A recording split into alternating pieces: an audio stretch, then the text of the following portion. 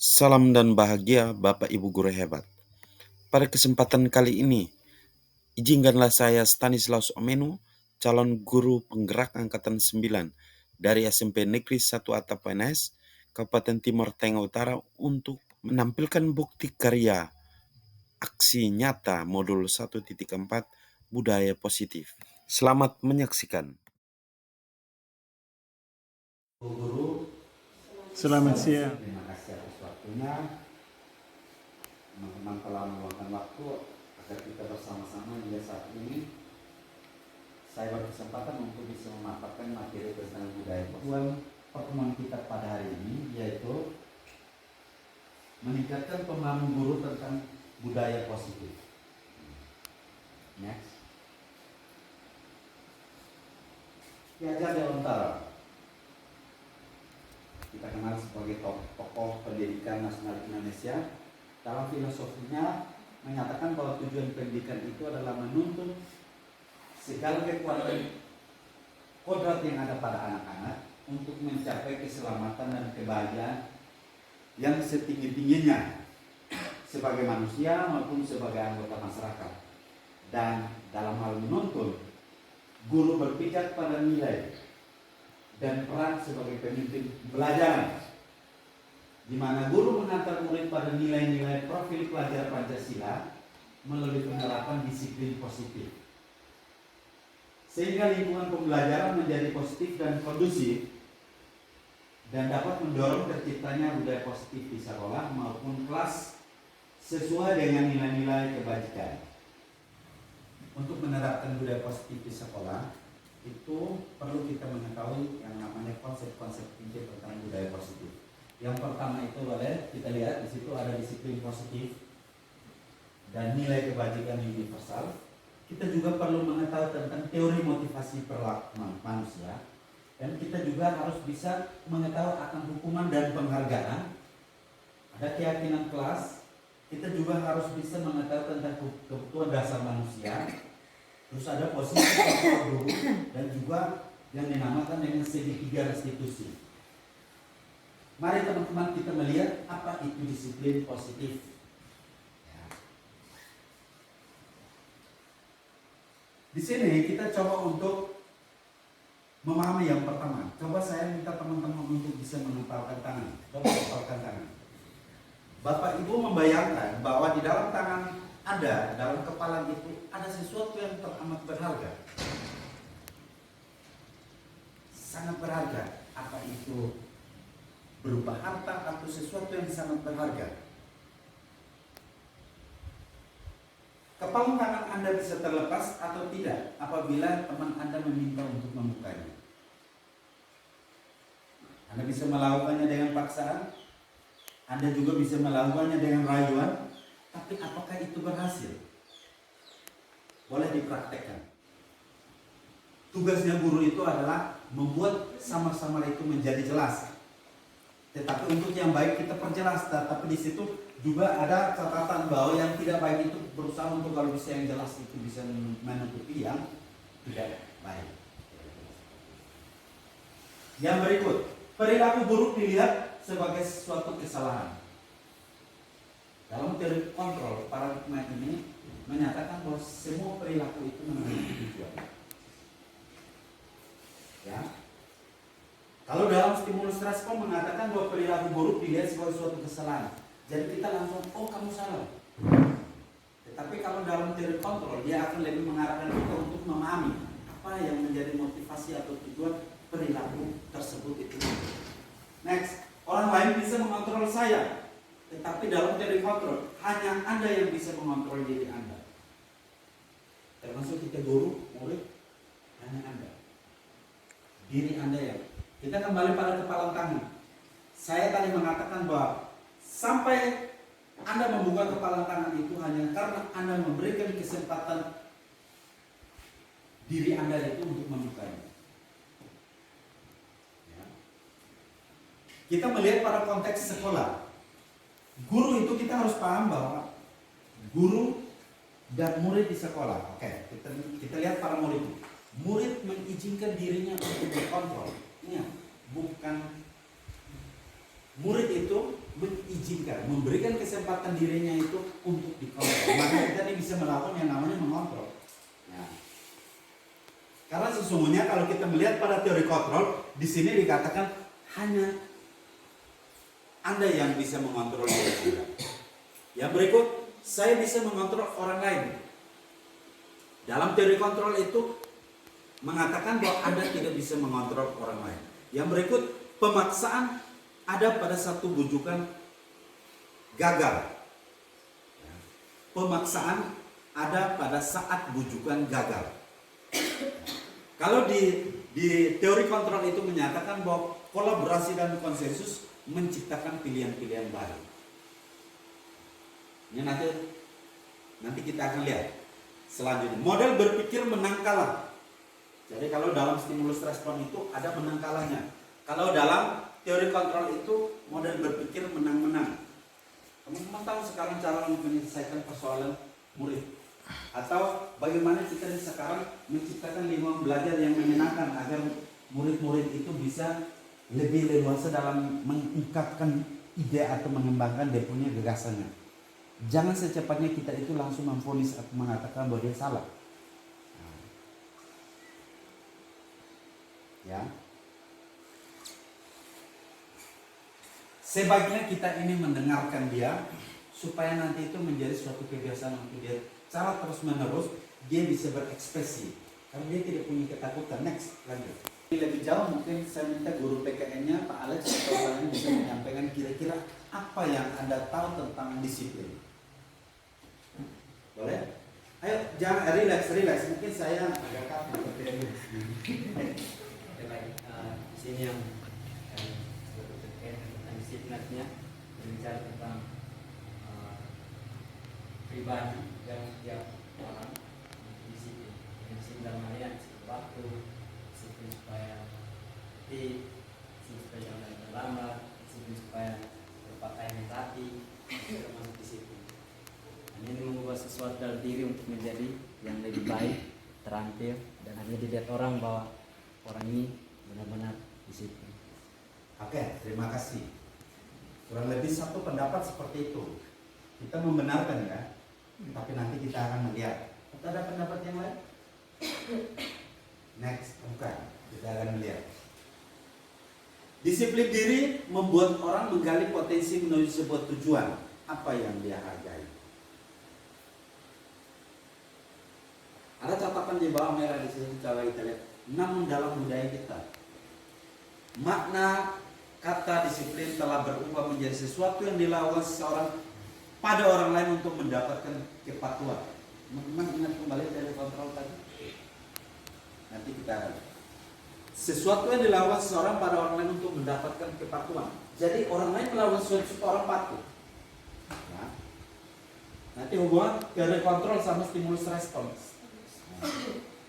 Kecenderungan umum adalah menghubungkan kata disiplin dengan ketidaknyamanan. Kecenderungan. Jadi kita akan menghalalkan berbagai cara untuk membuat orang disiplin. Jadi itu yang namanya miskonsepsi terkait dengan disiplin. Ya. Bukan dengan apa yang kita hargai atau pencapaian suatu tujuan yang mulia. Jadi ini kita ada ini dalam budaya kita. Next.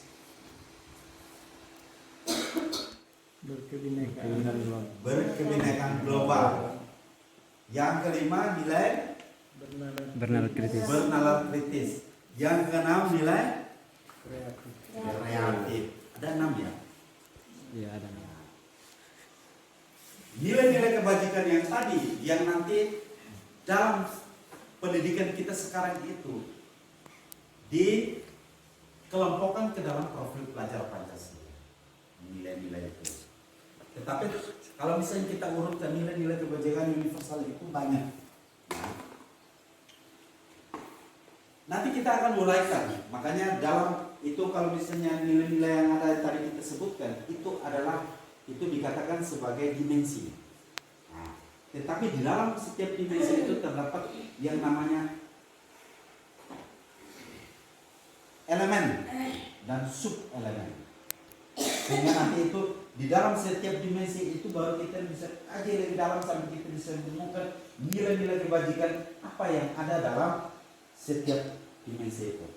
Kita contohkan, kita jangan hanya berpikir pada satu dimensi berketuhanan yang beriman dan bertakwa, tetapi coba kita lihat sampai pada berakhlak mulia. Apa itu berakhlak mulia? Berakhlak mulia pada diri sendiri, pada lingkungan, pada dengan orang lain, dan juga sesama alam sekitar. Itu bagaimana kita memperlakukan diri sendiri dengan menghargai nilai-nilai yang baik pada diri kita sendiri, berakhlak mulia dengan orang lain. Bagaimana kita memperlakukan orang lain sebagai seorang manusia yang sesungguhnya. Bagaimana kita bisa memperlakukan lingkungan atau alam sekitar, itu berakhlak mulia terhadap lingkungan. Disiplin positif. Di sini disiplin positif, boleh kita nih buatkan satu kesimpulan sederhana bahwa disiplin positif itu adalah disiplin yang menuntun murid untuk bertanggung jawab dan menumbuhkan kesadaran diri berdasarkan nilai-nilai kebajikan. Disiplin diri, ya. Yang berikut, disiplin diri seseorang untuk menggali dan menumbuhkan potensi yang dimiliki untuk tujuan yang mulia sesuai dengan apa yang dia hargai, apa yang murid-murid hargai. Dan disiplin positif itu dapat membuat murid memahami dan menyadari perilakunya berdasarkan motivasi intrinsik, bukan motivasi ekstrinsik. Nanti kita akan sampai pada teori motivasi. Next. Bahwa setiap perilaku manusia itu memiliki tujuan. Ya, masih ingat? Setiap perilaku manusia memiliki tujuan. Dalam teori motivasi dikatakan ada berbagai motivasi perilaku manusia. Yang pertama, Untuk menghindari ketidaknyamanan atau hukuman apa yang akan terjadi apabila saya tidak melakukannya. Untuk menghindari ketidaknyamanan, motivasi. Nanti kita akan hubungkan dengan keadaan kita di sekolah.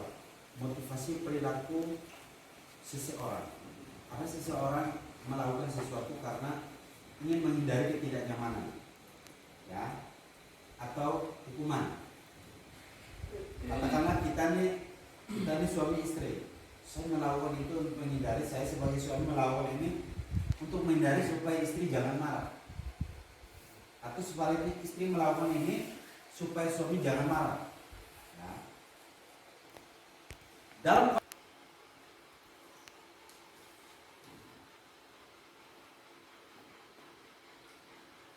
Dalam hal ini, untuk yang pertama, itu dorongannya ada di luar. Artinya anak akan berusaha untuk melakukan sebaik mungkin hanya karena dorongan dari luar.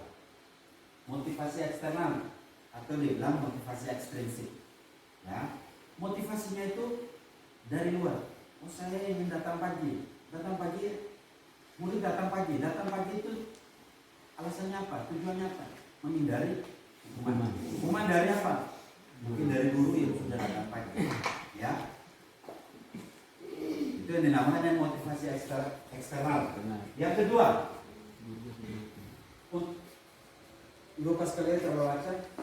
Untuk mendapatkan imbalan dari orang lain atau institusi. Untuk mendapatkan imbalan dari orang lain atau institusi. Teman-teman pernah tiba pada keadaan seperti itu tidak? Anda ingin melakukan sesuatu hanya karena Anda ingin mendapatkan sesuatu dari orang lain. Pernah. Ya? Pernah. Tidak? Pernah. Pernahkah murid-murid kita juga melakukan seperti itu tidak? Pernah. Pasti pernah. Iya. Ya. Dia melakukan. Coba nanti akan kita sampai pada yang namanya penghargaan. Ini ada hubungan dengan penghargaan. Imbalan itu sama dengan penghargaan. Apa penghargaan itu benar-benar baik atau tidak? Nanti kita akan sampai ke situ. Tapi kita pahami ini dulu, bahwa orang yang melakukan sesuatu karena ingin mendapatkan imbalan atau penghargaan dari orang lain, itu juga dikatakan sebagai motivasi eksternal. Karena dia akan melakukan sesuatu karena ingin mendapatkan sesuatu. Intinya di situ. Itu motivasi yang kedua. Yang ketiga itu adalah, Pak Lius bisa membaca, Pak Lius, untuk Yang ketiga, Pak Yus, untuk menghargai diri sendiri. untuk menghargai diri sendiri. Kembali pada nilai-nilai kebajikan yang dipercaya oleh mereka, ya, seperti disiplin diri, ya, katakanlah seperti itu, bekerja sama, gotong royong, kemandirian, kreativitas, berakhlak mulia, ya, nilai-nilai seperti itu yang dimiliki. Memang dia merasa bahwa saya akan merasa bertanggung jawab, ya, salah satu nilai kebajikan bertanggung jawab bisa mengurangi ketepatan. Siapa yang cepat, ibu akan memberikan hadiah. Siapa yang bisa menjawab dia dengar, ibu akan memberikan hadiah. Ada cepat, tepat, ya. Mari kita melihat penghargaan dapat mengurangi ketepatan, karena yang ini dia capai itu adalah selesai mengerjakan. Tadi ada contoh dikatakan bahwa yang cepat menyelesaikan, ibu akan memberikan hadiah atau Pak Guru akan memberikan hadiah. Akan tumbuh kreativitas kita. Ya.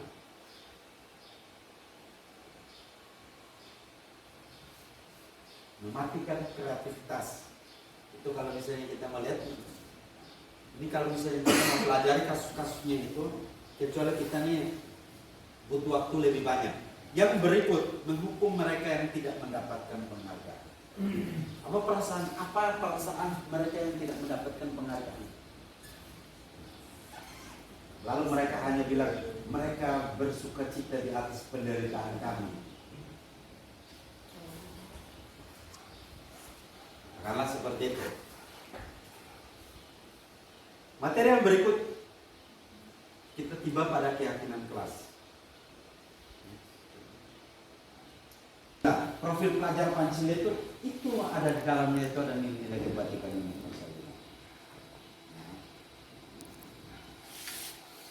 Keyakinan kelas itu disusun bersama. Kalau dulu ini keyakinan kelas ini tidak terbatas pada hanya sebatas tata tertib kelas.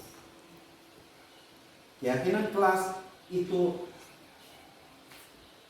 dia dasarnya itu muncul dari tata tertib, ya, dia turunannya dari sana, tetapi nilai keyakinan kelas, orang bilang misalnya kita membuat aturan kelas, siswa tidak boleh terlambat masuk, itu aturan. Atau misalnya siswa tidak boleh terlambat masuk kelas sebelum pelajaran dimulai, atau siswa harus membersihkan ruang kelas sesuai dengan piket karet. Itu adalah aturan-aturan kelas. Tetapi kalau misalnya keyakinan kelas, kita akan melihat dari nilainya, nilai-nilai kebajikan. Coba kita akan melihat yang disusun bersama oleh guru dan murid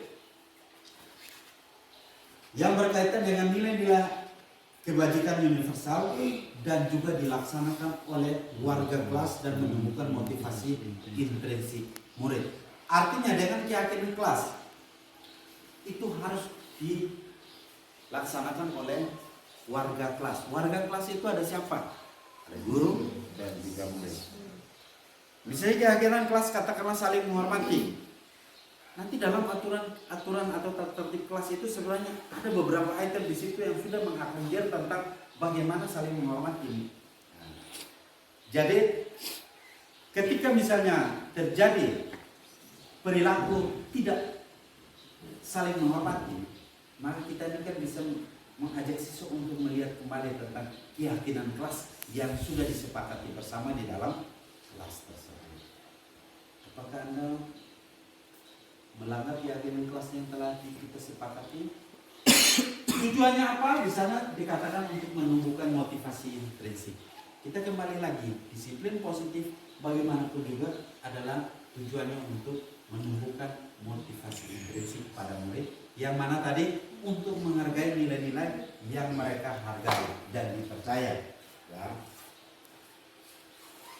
Materi tentang yang berikut itu adalah tentang kebutuhan dasar manusia.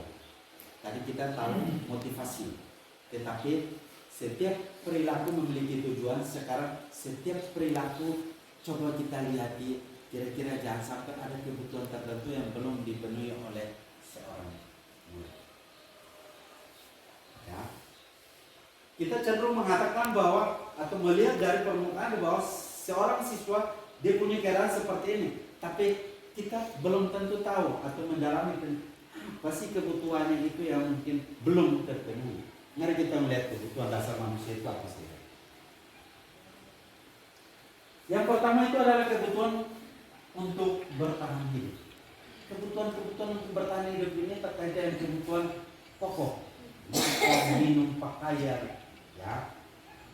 Bukan. Kita membayangkan anak-anak kita yang sudah pagi-pagi sudah datang sampai siang, ya, dia juga butuh fun. Maka kita juga menciptakan mungkin lingkungan belajar yang bisa memenuhi kebutuhan murid terkait dengan fun, ya, kesenangan. Dia harus merasa rileks, tidak tegang-tegang. Ya. Yang berikut penguasaan atau power. Di sini ada kaitannya dengan pengakuan. Setiap anak terlepas dari kecerdasan, tingkat kecerdasan yang berbeda. Nanti ada hubungan penghargaan. Selama ini kita menonton, memperhatikan dan atau mengakui saja mereka yang tingkat kecerdasannya di atas dari teman-teman lainnya, ya kan?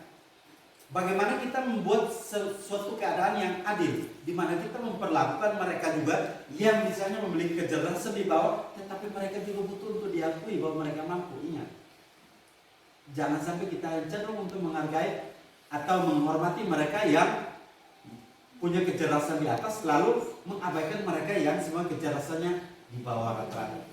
Mereka juga butuh untuk diakui bahwa mereka punya kemampuan. Percaya atau tidak semua anak-anak kita yang memiliki kecerdasan intelektual di kelas, dia mampu untuk bisa menjadi pemimpin di kegiatan di luar. Coba, mungkin dari Pak Alex pasti merasakan. Apakah itu OSIS yang selama ini mampu tampil di depan, dia memiliki kecerdasan intelektual yang bagus di kelas? Belum tentu. Ya kan? Mari kita sama-sama melihat akan kebutuhan-kebutuhan ini, sehingga nanti kita bisa melihat setiap perilaku siswa yang ada di kelas kita atau di sekolah kita itu sebenarnya apa sih yang belum terpenuhi kebutuhannya. Kurang lebih seperti itu. Next. Ini nanti ke dalam kaitan dengan teori kontrol bahwa kita menginginkan atau sesungguhnya kontrol itu dilakukan oleh orang lain. Saya akan melakukan apa saja demi menginginkan murid itu untuk menjadi seperti yang saya mau. Anak datang terlambat, hukum. Itu karena apa? Supaya dia itu bisa sesuai dengan apa yang saya mau. Ya.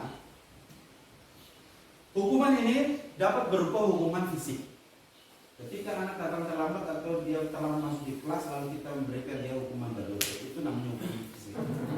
Kita memberikan dia hukuman yang lari berkeliling lapangan, hukuman fisik. Ya, itu kita memberikan dia hukuman, misalnya hukuman-hukuman yang selama ini mungkin pernah kita terapkan, pernah. Sekarang kan sudah tidak lagi, Pak. Ya kan. Penghukum, kira-kira ada bayangan. Nanti kita akan melihat kasus-kasusnya. Nanti kita akan share lagi. Yang berikut, pembuat rasa bersalah. Pembuat rasa bersalah ini modelnya seperti ini. Ya. Anak ini akan diarahkan oleh guru untuk nanti dia merasa bersalah. Ya. Kamu kenapa tidak mengerjakan PR? Kamu ini, kamu itu saja.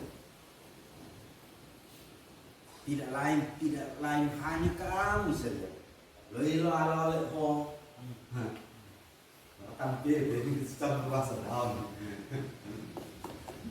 Ya, Jadi anak itu akan cenderung merasa bersalah. Dan apa yang terjadi? Dia akan merasa rendah diri. Next.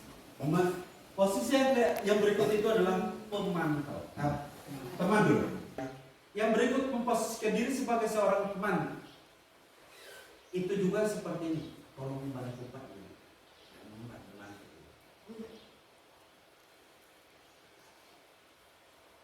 Secara terus menerus, ini perasaan sebagai guru, murid juga akan merasa bahwa pasangan nana lewat kau. Posisi berikut itu adalah pemantau. Pemantau ini juga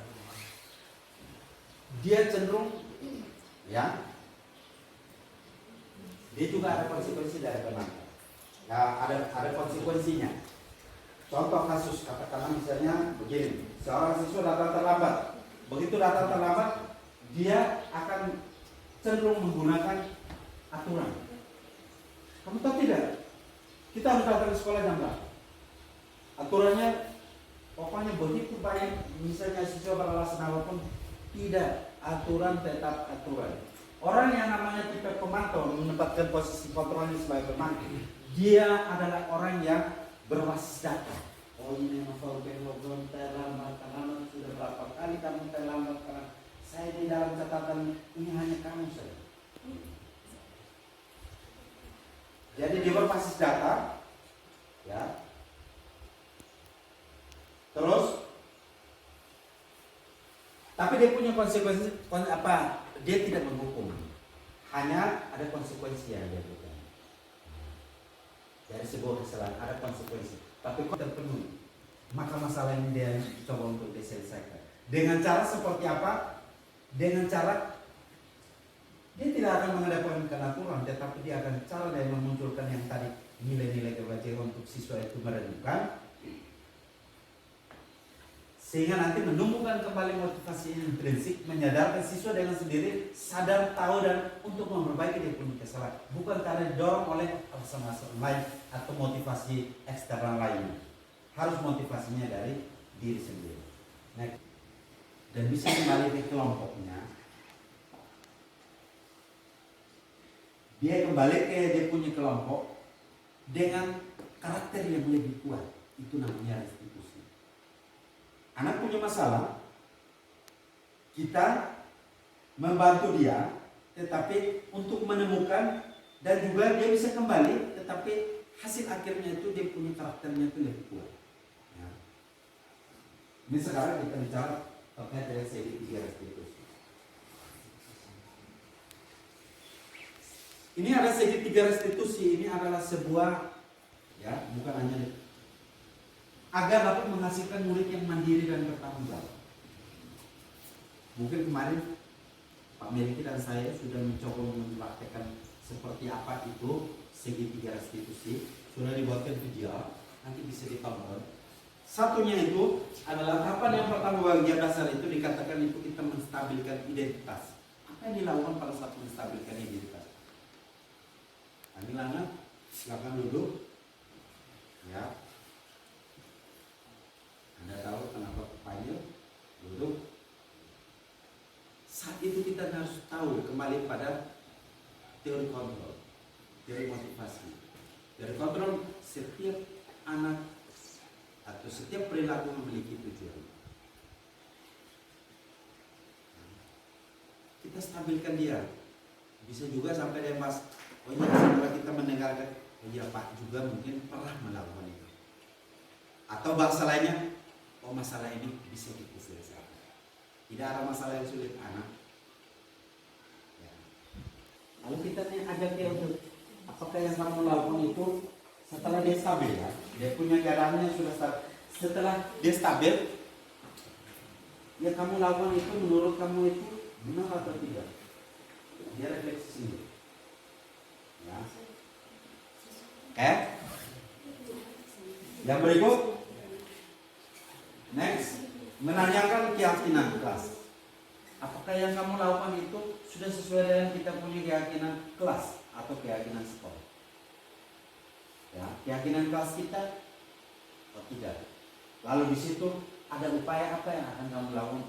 Jadi bukan kita berpatokan atau berlandaskan pada aturan yang ada. Tapi bagaimana kita mengajak dia untuk bisa mengenali akan persoalan yang dilakukan, lalu dia juga berupaya secara mandiri dan bertanggung jawab untuk memperbaiki kesalahan yang dilakukan oleh dirinya sendiri. Mengajak teman-teman, ini adalah pemaparan materi atau mungkin dibuat tidak begitu bagus, tetapi saya yakin bahwa apa yang saya sampaikan hari ini ada sedikit yang mendatang. Saya minta 1 atau 2 orang memberikan refleksi terkait dengan materi. Materi kita sudah sampai pada segitu restitusi. Bagaimana keterkaitan dari atau melihat budaya positif ini seperti apa yang harus kita budaya positif ini seperti siapa? Refleksi. Sedikit saya memberikan satu pemikiran berupa informasi terkait dengan apa yang kita sudah mendapatkan pada kesempatan ini dari awal materi sampai pada akhir materi. Ada beberapa hal yang saya bisa menyimpulkan sekaligus itu sebagai bahan acuan untuk kita jadikan dalam kegiatan kita dalam aktivitas setiap hari. Baik, di sini tadi dijelaskan bahwa tujuan pendidikan pada dasarnya itu adalah bagaimana kita mengarahkan anak sehingga pada akhirnya dia bisa mencapai yang namanya keselamatan dan kebahagiaan yang setinggi-tingginya. Itu yang pertama. Lalu yang kedua, dalam menjalankan suatu kebiasaan belajar, tentu kita berpegang pada yang namanya suatu keyakinan. Keyakinan di sini adalah suatu kesepakatan. Ya, di dalamnya itu mencerminkan suatu aturan-aturan yang dijadikan sebagai suatu rujukan untuk kita melaksanakan peraturan berdasarkan apa yang kita sudah sepakati bersama. Keyakinan itu bisa dijadikan sebagai landasan karena di dalamnya itu adalah interaksi antara guru dan siswa, maka perlakuan pun harus dijalankan atau dijalankan berdasarkan suatu kesepakatan yang bersifat intrinsik, artinya hanya tetap di dalam komunitas belajar itu sendiri. Yang berikut, ketika kalau kita mendapatkan suatu permasalahan siswa dalam hal ini berkaitan dengan bagaimana kita menerapkan segitiga restitusi, pada prinsipnya kita pada masa yang lalu dan tentu kita belum paham tentang bagaimana kita bisa menginterogasi anak dan mendapatkan apa yang kira-kira ada pada pribadinya sehingga dia bisa melakukan itu. Nah, di sini saya mau menyampaikan bahwa tadi yang dijelaskan bahwa ketika kita menghadapi suatu anak yang mengalami persoalan, kita perlu yang pertama mencari tahu kira-kira apa penyebab sehingga dia bisa melakukan hal itu. Karena sesuatu yang dilakukan itu dilakukan atas dasar sadar dan juga bisa dilakukan atas dasar tidak sadar. Maka kita perlu pertama tahap itu kita adakan yang namanya kita menstabilkan identitas untuk memanggil dia, lalu kita mulai validasi tindakan, kira-kira kita tanya penyebabnya seperti apa sehingga kamu bisa melakukan ini. Lalu kita kaitkan kembali dengan apa yang kita pernah kita sepakati bersama dalam kelas. Kalau memang anak itu dia melakukan satu tindakan yang keliru dalam hal ini, dia melanggar peraturan kelas atau melanggar yang namanya keyakinan kelas, maka kita mempunyai satu cara untuk bagaimana bisa memberikan dia keluar dari persoalan itu. Tidak menghukum dia, tetapi mencari solusi untuk dia bisa sadar apa yang dia lakukan itu ternyata sadar bahwa dia itu salah. Ya itu mungkin seperti itu. Terima kasih saya kamu. Baik, terima kasih. Kita tepuk hebat. Hebat, hebat.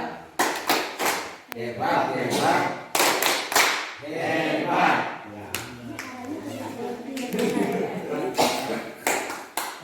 Baik, ada satu lagi saya minta satu untuk bisa memberikan sebuah refleksi. Ini namanya sosialisasi. Kalau nanti kepalanya Pak Meki itu benar-benar nanti lebih mendalam lagi sehingga teman-teman bisa lebih menerapkan budaya positif di sekolah itu membutuhkan hubungan dan kerjasama semua. Nah, itu tentu. Tetapi kita harus paham tentang konsep-konsep yang tadi. Disiplin. Disiplin itu adalah disiplin diri yang muncul dari diri sendiri, bukan didorong oleh motivasi-motivasi lain. Ya. Terus nanti kita nih untuk bisa menjalankan tugas kita dengan sebaik-baiknya dalam hal menuntun seperti yang dikatakan oleh Pak Melki terkait dengan filosofi tujuan pendidikan yang ada dalam filosofinya diajar dan arah yang menuntun itu kita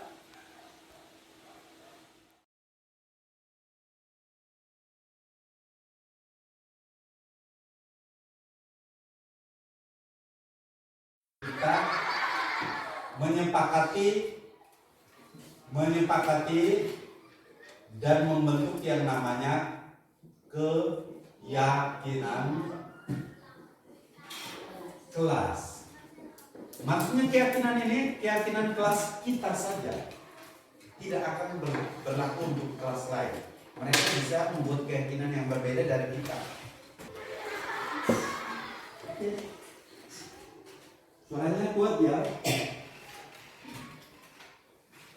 Mungkin Devi belum punya ide. Silakan. Berdoa sebelum memulai pelajaran. Oke, good. Berdoa sebelum memulai pelajaran. Ingat ya, berdoa sebelum memulai pelajaran. Ya?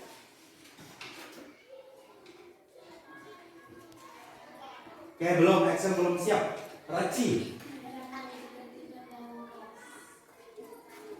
Kuat. Menerapkan ketertiban dalam kelas. Tertib di dalam kelas. That's right. Oke, benar. Oke, Rudi coba. Ruli. Oke, Ruli belum bisa. Revi. Selalu menjaga kelas agar selalu bersih. Menjaga kelas supaya tetap bersih. Kamu? Ready ya? Oh ya, Pandi, I'm sorry. Iya, Pandi.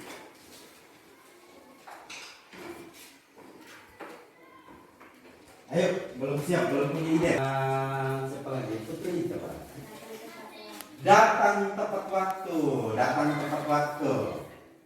Very good, ya. Kita semua harus datang tepat waktu, ya. Terus?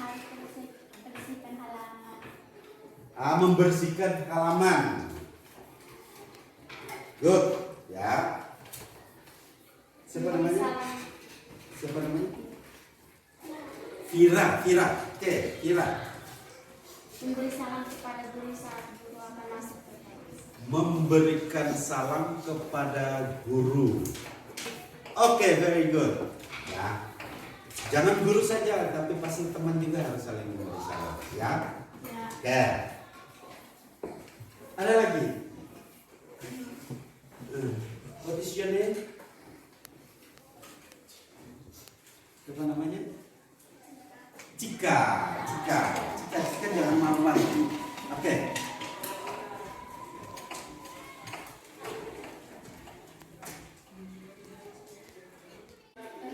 Harus berdoa. Terus ini siapa?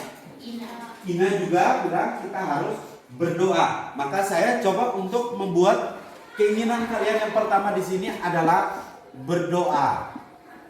Berdoa sebelum ya dan sesudah belajar. Menerapkan ketertiban di kelas. Ada lagi? Revi tadi bilang apa? Menjaga kelas agar tetap bersih.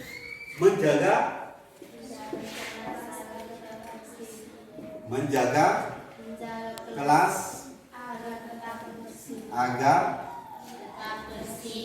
tetap bersih.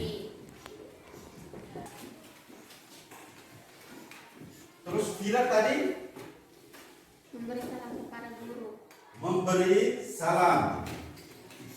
memberi salam Kepada guru. kepada guru.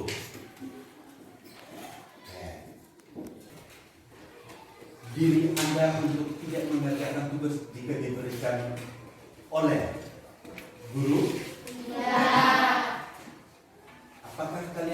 menginginkan agar kalian itu dihukum? Berarti itu adalah keinginan kalian yang harus. Apakah kalian menginginkan supaya teman kamu itu harus mengganggu di saat kalian lagi mengerjakan tugas? Apakah kalian menginginkan supaya kelas ini bukan menjadi kelas untuk belajar, tapi kelas untuk bermain bola?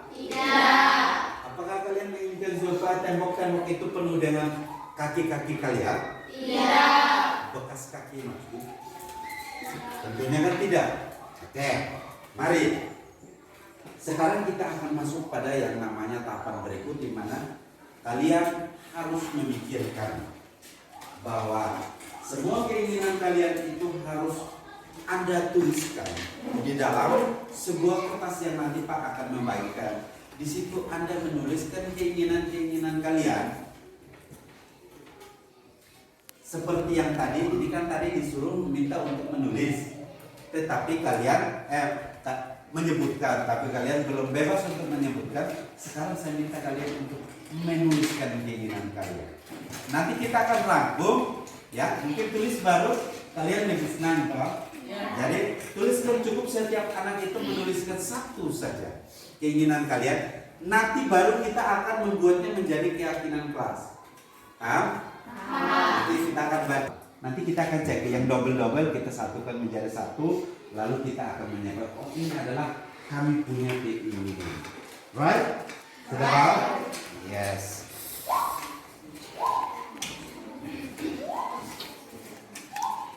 Tadi Pak meminta kalian untuk menyiapkan ballpoint ini karena Pak akan membagikan kertas ini. Kalian harus bisa menuliskan di dalamnya. Oke, nah. Nova.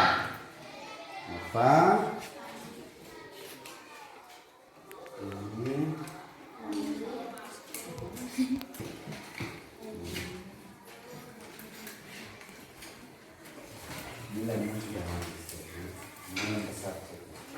Tulisnya jelas supaya nanti mudah dibaca. Ada yang merah boleh. Pakai yang ini saja dulu, kalau kurang baru kita pakai ini. Ini ada yang merah, ada yang kuning, ada yang hijau. Oke. Semua sudah dapat? Belum?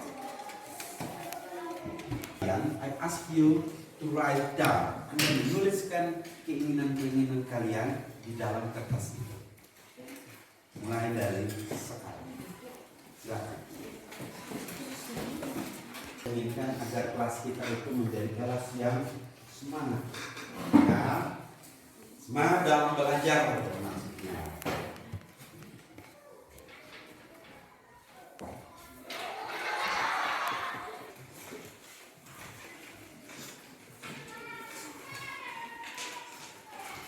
Nanti setelah itu Pak akan mengelompokkan keinginan kalian, karena ada keinginan-keinginan dari kalian itu bisa saja ada yang sama. Dan nanti Pak kelompokkan, ini masuk sini, ini masuk sini, ini masuk. Jadi mungkin dari semua yang banyak-banyak itu kita bisa hanya dapatkan beberapa kesimpulan, ya. Tidak banyak seperti setiap orang punya. Ini bisa pakai. Mari, rapi.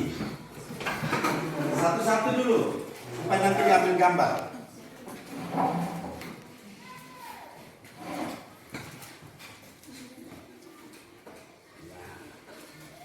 Oke, good. Terima kasih Rati.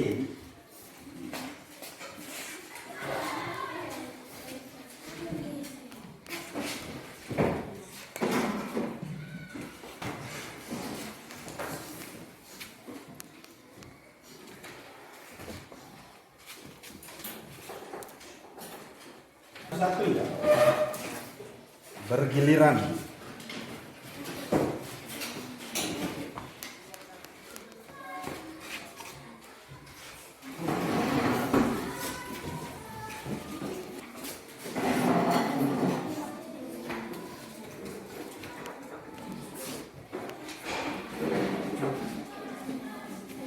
Next.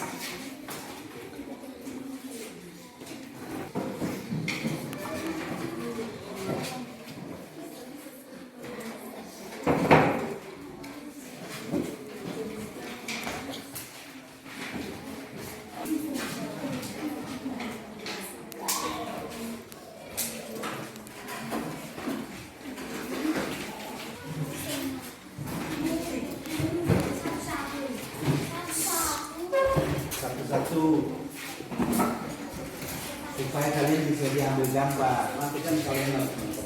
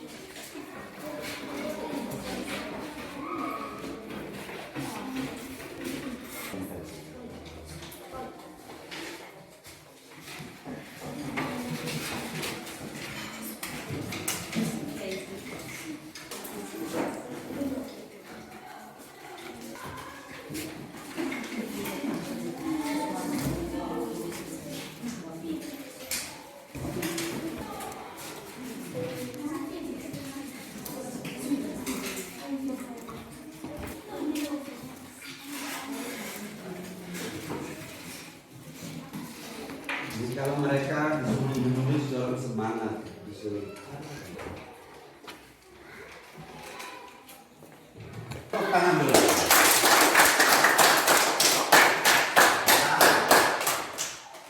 Pak akan mengelompokkan.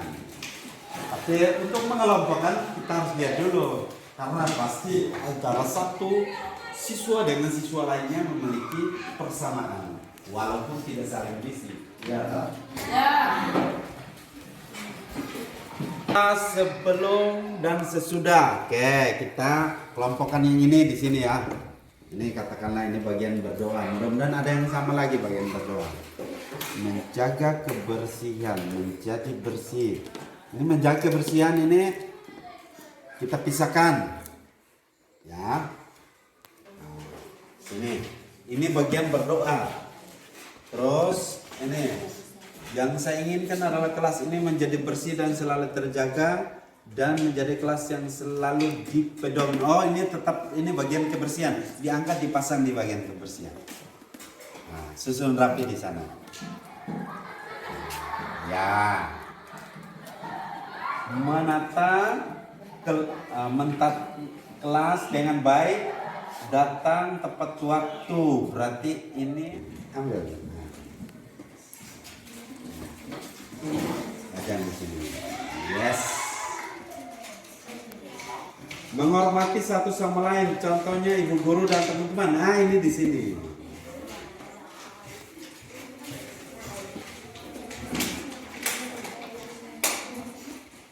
Keinginan saya harus tertib dalam kelas, tidak berkeliaran di luar kelas. Siswa kelas 8 harus jujur. Kelas 7B harus jujur, berarti ini masuk ke sini. Tertib ini. Saya hebat, kamu hebat, kita semua hebat. Setelah Anda menyampaikan Anda punya keinginan, maka kita sudah bisa mengelompokkan. Kelompok yang pertama adalah kelompok kebersihan dan keindahan. Kelompok yang kedua adalah kelompok berdoa. Kelompok yang ketiga adalah kelompok tertib, ya. Tertib baik datang ke sekolah, tertib di ruang kelas, tidak bolos dan segala macam. Yang kelompok yang keempat ini adalah kelompok memberi salam. Kelompok yang harus mengerjakan tugas kalau diberikan. Berarti itu nanti kita akan lihat kira-kira nilai apa ya. Kelompok yang terakhir itu adalah membantu teman saat kesusahan. Kesusahan dalam mengerjakan PR, kita bantu, kita memberikan bantuan. Ya, dia mungkin kesusahan karena tidak membawa ballpoint. Kita memberikan pinjaman ballpoint kepadanya. Baik. Ada 6 kelompok ini kita harus terjemahkan. Bahwa kalau misalnya tadi kelompok yang pertama itu adalah kebersihan dan keindahan. Maka kita akan merumuskannya menjadi begini. Nilai yang akan muncul adalah menjaga kebersihan dan keindahan kelas. Jangan lingkungan dulu, cukup di kelasnya kita. Oke?